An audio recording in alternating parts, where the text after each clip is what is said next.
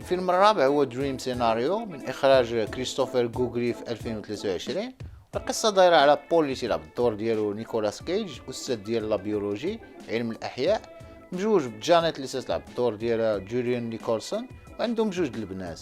الشخصية ديال بول مسيو تو الموند، غيان دو سبيسيال، أستاذ ما بقاش ليه بزاف على التقاعد، وكتحس به بحال الا كاره حياته. كان عنده احلام تيتفكرهم دابا مره باش يعني لراسو شي حاجه، ومعصب حيت ما دارش داكشي اللي بغا في حياته.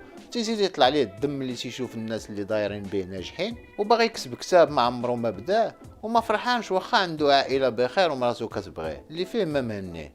الامور هانيه، الخدمه والطقوس العائليه وكلشي ترونكيل، حتى لواحد الوقيته بول غادي يبدا يلاحظ بلي كاينين شي ناس اللي تيتلاقاهم في الحياه اليوميه ما تيعرفوهم ما تيعرفوه، تيبداو يحققوا فيه بتمعن بحال الا تيعرفوه. هو ما فاهمش علاش ومبرزطوا هادشي.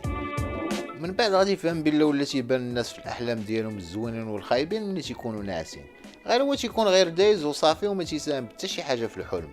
وإلا كان الشخص اللي تيحلم داير شي كوشمار وتيتسنى اللي يعتقو، بول اللي غير دايز ما تيديهاش فيه واخا يكون تيموت، تيكمل طريقه وماشي شغله.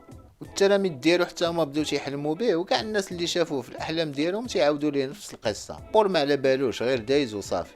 وهاد القضيه ولات معروفه في لي ريزو سوسيو، وبول اللي ما كان حتى شي واحد تيديها فيه من غير مراتو وحده من بناتو، ولا مشهور في العالم كامل، ولا ميديا تيتسابقوا عليه، والناس باغيين يعرفوه، ويعجبو الحال بزاف، وبغى يستغل هاد القضيه باش يبيع الكتاب اللي مازال ما بدا.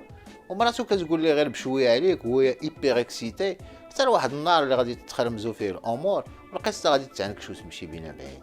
هاد الفيلم من نوع دارك كوميدي فانتزي، الكوميديا الخياليه المظلمه، والفكره زوينه وغريبه، والاداء ديال نيكولاس كيج جميل جدا، والتصوير والاداره الفنيه ورسم الاخراج زوين. يعني هاد الفيلم يستاهل المشاهده.